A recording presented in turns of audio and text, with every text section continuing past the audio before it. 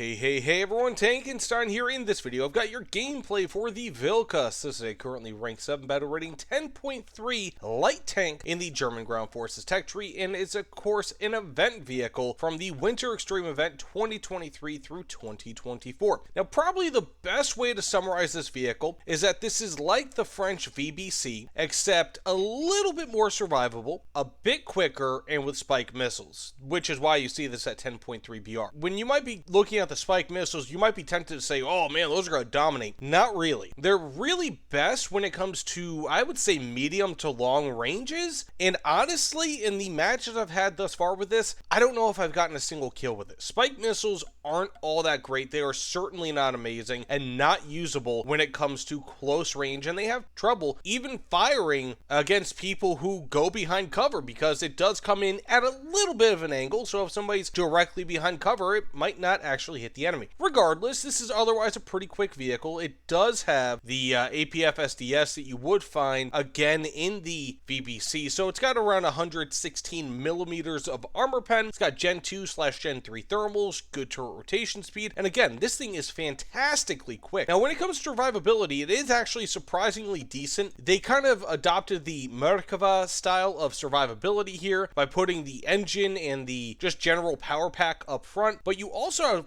relatively thick armor. This isn't quite a spall liner, but it is kind of internal armor, which is very, very nice. And it does actually help to defend against autocannons. So that being said, let's go ahead and get into a few matches here, see what we could do. But thus far, I mean, on paper, this is a pretty decent vehicle. So we'll have to wait and see if this is actually good in practice. As I said, let's get into it. So as I said before, this thing is quick. I mean, I am far faster than that TAM2C, and even the Glide Pans are 57 over there, which is saying something. Not that those are incredibly quick vehicles, but they're not bad.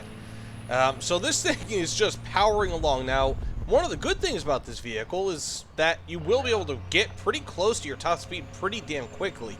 However, the stabilizer, as with most vehicles, is going to be limited to 75 kilometers per hour, which does kind of suck. Now, I am at this range just to see if we can get the spike missiles to work. Hopefully. Okay, we have an enemy over there. Let's go ahead and spot him. I don't know if it's going to matter so much, but I do have the spikes going on the way to him. Let's see. And we got the kill. That is officially my first spike missile kill, which is pretty cool. You know, that's worthy enough for me to keep that in this video. Now, let's go ahead and move up a touch. Now, you do only have 2 spike missiles at any time with a total of 1 reload. So you get 4 spike missiles in total. Obviously, that's what that means. Okay, can I get a hit? I'm firing a spike on him. And it actually, I think the spike may have hit him, though I'm unsure. But ultimately, when it comes down to my gameplay, when it comes to like first gameplay, when it comes to like event vehicles, things like that, I really do it just so you guys can see how this vehicle is, right? Like, I'm not going to be pulling necessarily my best gameplay. I'm just going to be pulling what I consider to be an average match. If I can have good gameplay in here, and that's what I expect from this, yeah, hell yeah, put this in the match, in the video. However, of course, this is supposed to be like, what can you expect? Almost kind of like a mini review in a way. Also, you can use spike missiles against air, which is pretty cool. And this can actually lock onto air, which is also really, really cool. Reverse speed on this, that's something I did forget to mention. Reverse speed on this is not very good. It's only 18-ish kilometers per hour, which you might not think is bad. And really, it's not, but it feels underwhelming compared to the overall top speed on this. So I'm going to go fire a spike on this guy, see if I can hit him with that. If not, not a big deal. I can also take him out, hopefully, with this. Oh, I did get him with a spike. Very nice. That is something I was not expecting. So let's go ahead and move up here. Not doing too poorly. I got 3 kills. So 2 against ground, 1 against air. And I am running low on spikes. I only have 1 left, which, again, is kind of one of the faults on this vehicle. Now, as I mentioned before, up until this match, I have not really done too much with spikes, but also I've been kind of, unfortunately, forcing this thing into like close range scenarios, situations, things like that. It's not necessarily going to be best in those situations. So spikes are going to be better when it comes to, like, I would say minimum 3.3 kilometers, or 3/4 of a kilometer rather, and more so anything like beyond 1 kilometer. They really start shining at and around that point. It's just right now at low distances, it's not really all that great. Okay, so this should be hopefully the perfect place to test out spikes. Ooh, that'll be a good one, huh? Let's go ahead and see if I can actually hit that guy with a spike.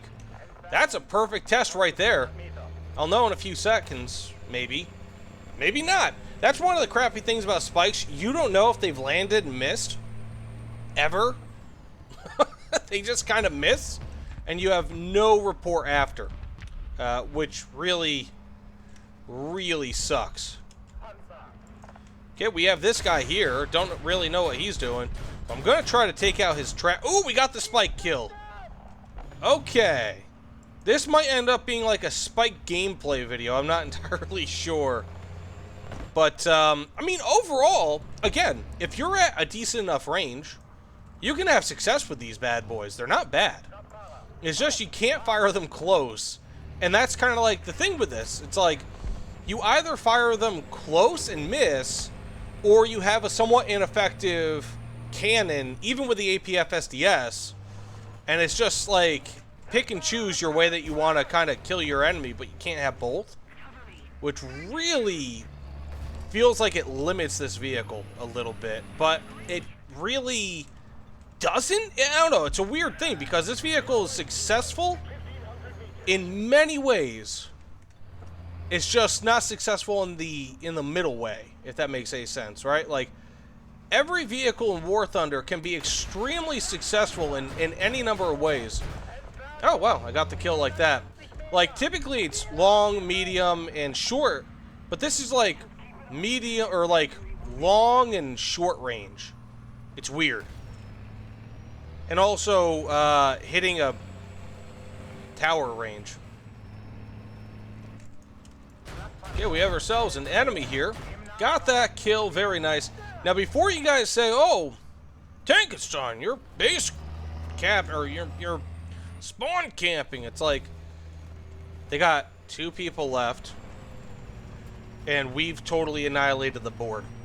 There's nothing else I can do except sit on this base and wait to get bombed by like a PE-8 that somehow has stealth technology. So, when it comes to some of my first impressions of the Vilkas, it's kind of a mixed bag. So, on one hand, this thing is ridiculously fast. It's got to be if not the fastest, among the fastest IBR wheeled vehicles in War Thunder. I mean, this thing has MBT power to weight ratio, but in a wheeled vehicle chassis, which is just absurd. Secondly, the spike missiles are good to an extent. They're not like this, like you can bring them out in the test drive all you want, and like these spike missiles are the absolute best test drive missiles in War Thunder because they look great in the test drive, but in real scenario, at least in War Thunder scenarios, they don't really function nearly as well. You just need a specific amount of range, and then you also factor in people who are moving and all these other things. Once you take it out of that sterile environment, it becomes a bit of an issue. But, again, this thing is ridiculously fast, and I mean, the amount of bases that I can just freely cap is just absurd with this vehicle. I'm genuinely surprised. I think, like, if you're looking for a base capper, this is it. Like, holy crud. But then again, you also have like the MK258, the APF SDS. It's not bad. It's just not great. Like it gets long in the tooth actually before this BR, it's getting a bit long in the tooth, unfortunately. And just having less than 120 millimeters of armor pen with a cannon that fires as slowly as this does, like the fire rate's not all that fantastic, it creates issues. You're only going to get kills against flanks of the enemy, which is good on one hand because this thing is great at flanking, but on the other hand, it basically means that you're not going to be able to take anyone out close range face forward. you know, which really sucks. So I'm going to go fire at this guy. Hopefully I can get myself a kill with the spikes. Oh, I got the cannon breach, but I did not get the kill. And again, that was a spike hit, by the way, that took out that cannon breach. So let's just keep on moving up. I'm going to see if I can cap the B point. Survivability is also really good on this thing, relatively speaking, from the front. It's actually not bad. You can survive some, you can survive a decent amount of shots from the front versus autocannons, which is nice. You know, it takes from the Mirkava style of survivability. Okay, we have ourselves 2S38, and we have ourselves a kill versus it, but he decapped the base. Now, on one hand, that's not bad, because I can go ahead and recap it and get extra points. But on the other hand, it's like, it kind of sucks, you know. You want to get there sooner than that. But, you know, I mean, overall, not bad. Like, this thing can do a lot. It can go after aircraft with some success. It can go after ground vehicles, again, with some success. It's not going to survive a lot of side hits, but, again, this thing can have some success. I think its current BR, 10.3, is not bad for it. Again, its main cannon gets a little bit long in the tooth, and it's a little bit weird because it's like a short and long range vehicle. It's not like it struggles with that mid-range because the cannon loses its bite in mid-range, and also the missiles don't really work all that well mid-range and close range, so it's like a weird thing where this vehicle currently is. But that's how a lot of spike missile vehicles are, unfortunately. Also, it looks like I might be able to get a spike shot off on one of these guys over here. One of the problems with the spikes is that they do take a decent amount of time to actually work, might be a good way to put it. Ooh, I survived that. So let's see if I can actually get this kill. I should back up. I thought I was a little bit better off, and I got the kill via the spike. So if you need something to kill somebody like yesterday, it's not going to work all that well, unfortunately. Okay, we have an enemy up there somewhere. Got the kill. Very nice. Against a 2S38, no less. Like I said, this thing can survive some hits from the front. Wow. Okay, we have an enemy over there. They're going to expect me, so I'm going to go launch some smokes front. That way, they expect me to go front, but I'm going to go back. And again, one of the bad things with this vehicle is going to be its reverse speed. It's not very good. Okay. And I'm still somehow alive here. Fired a spike on him. Got the kill, though not through the spike. But overall, I mean, like, wow. Not bad. I'm still being attacked, but I'm not dying. And all my crew members are alive. So, some final thoughts here on the Vilkas. I think it's really good. I think it's really good in the roles that you have to remember that this thing is going to be best at. Such as not killing this guy. That was weird. Then again, these are, I was just overpenning them with like negligibly small APF SDS.